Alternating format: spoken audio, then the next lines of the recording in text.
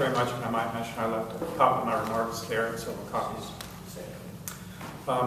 The American government has a critical debt problem. Erskine Bowles, a Democrat and former White House chief of staff, said that our government debt is a cancer that is, quote, truly going to destroy this country from within. Many Americans agree with him. Polls consistently show that 2/3 of voters want a federal balanced budget amendment. If a nation wanted to ruin its economy, it would bury itself in debt, just as we're doing right now. Federal debt is nearly $17 trillion and growing with no end in sight. A debt crisis can cause a financial collapse, economic depression, and high inflation.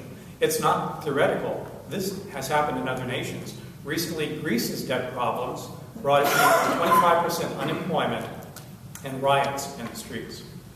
The solution out of control federal debt is an amendment to the United States Constitution to require balanced budgets.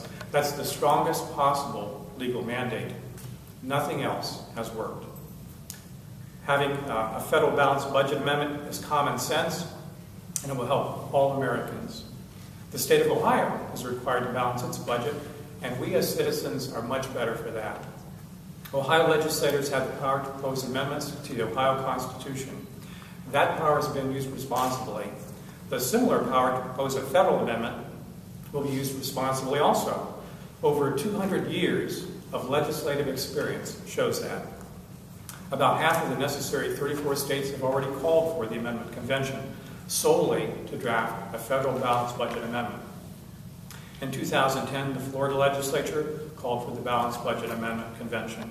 In 2012, the New Hampshire legislature did so. In 2013, the Georgia Senate did so, and the South Carolina House did so. Next after Ohio, on our agenda would be Michigan and Wisconsin. I represent the Balanced Budget Amendment Task Force, which is directing a nationwide effort to call a convention of the states to draft a federal balanced budget amendment. And we very sincerely want to thank the far-sighted Ohio legislators who share our vision of ensuring national prosperity and of passing on the American dream to future generations.